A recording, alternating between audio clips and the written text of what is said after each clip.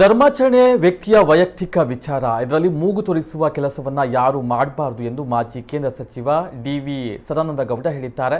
ಪುತ್ತೂರಿನಲ್ಲಿ ಈ ಬಗ್ಗೆ ಪ್ರತಿಕ್ರಿಯೆ ನೀಡಿದ ಅವರು, ರಾಜ್ಯದಲ್ಲಿ ಯಾವ ಧರ್ಮದ ಮೇಲೂ ಪ್ರಹಾರ ಮಾಡುವಂತಹ ಕೆಲಸ ನಡೆದಿಲ್ಲ. ಆದರೆ ದೇಶದ ಸಂವಿಧಾನ ಒಪ್ಪದ, ನ್ಯಾಯಾಲಯಗಳ ಆದೇಶ ಒಪ್ಪದ ಒಂದು ವರ್ಗವಿದೆ.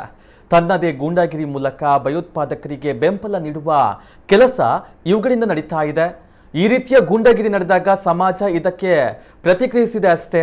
ಸಮಾಜದಲ್ಲಿ ಈ ರೀತಿಯ ಗೊಂದಲ ಹುಟ್ಟು ಹಾಕಿದವರೇ ಇದನ್ನ ಪ್ರಶ್ನೆ ಮಾಡ್ತಾ ಇರುವುದು ಹಾಸ್ಯಾಸ್ಪದ.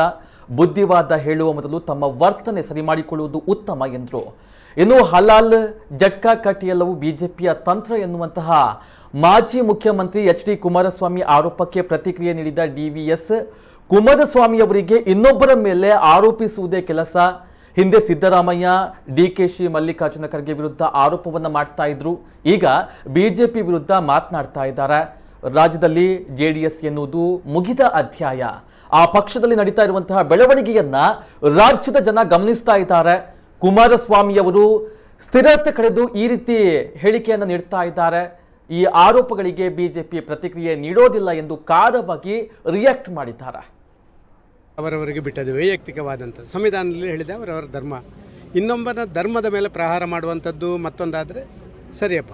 ಈಗ ನನಗಿರುವಂಥದ್ದು ಒಂದೇನು ಪ್ರಶ್ನೆ ಅಂತ ಹೇಳಿದರೆ, ಸಂವಿಧಾನದಲ್ಲಿ ಹೇಳಿದ್ದನ್ನು ಒಪ್ಕೊಳ್ಳಲ್ಲ, ಕೋರ್ಟ್ ಆದೇಶಗಳನ್ನು ಒಪ್ಕೊಳ್ಳಲ್ಲ, ತನ್ನದೇ ಆದಂಥ ಒಂದು ಗೂಂಡಾಗಿರಿಗಳ ಮುಖಾಂತರ ಬೇರೆ ಬೇರೆ ರೀತಿಯ ಭಯೋತ್ಪಾದ ಚಟುವಟಿಕೆಗೆ ಬೆಂಬಲ ಕೊಡುವಂಥವರಿಂದ ಯಾವುದೇ ಪಾಠಗಳನ್ನು ನಾವೇನು ಕಲಿಬೇಕಾಗಿಲ್ಲ.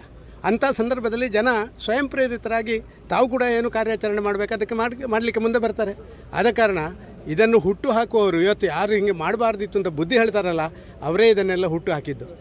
ಅವರಿಗೆ ಕೌಂಟ್ರ್ ಆದ ಕಾರಣ ಇದು ಸಣ್ಣ ರೀತಿಯಲ್ಲಿ ಅಲ್ಲಿ ಇಲ್ಲಿ ಸ್ವಲ್ಪ ನಡೀತದೆ. ಅದಕ್ಕೆ ಏನು ಮಾಡಿ, ದಿವಸ ಸಿದ್ದರಾಮಯ್ಯ ಅಂತ ಹೇಳ್ತಾರೆ, ಒಂದು ದಿವಸ ಡಿ.ಕೆ. ಶಿವಕುಮಾರ್ ಅಂತ ಹೇಳ್ತಾರೆ, ಮತ್ತು ಮಲ್ಲಿಕಾರ್ಜುನ ಖರ್ಗೆ ಅವ್ರನ್ನ ಯಾಕೋ ಈಗ ಬಿಟ್ಟಿದ್ದಾರೆ, ಏನು ಅಂತ ಗೊತ್ತಿಲ್ಲ.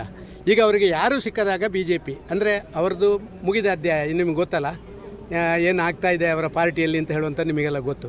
ಆದ ಕಾರಣ ಸ್ವಲ್ಪ ಸ್ಥಿರತೆ ಕಳ್ಕೊಂಡಿದ್ದಾರೆ. ನಾನು ಅವರ ಬಗ್ಗೆ ಹೆಚ್ಚು ಕಮೆಂಟ್ಸ್ ಮಾಡಲಿಕ್ಕೆ ಹೋಗಲ್ಲ.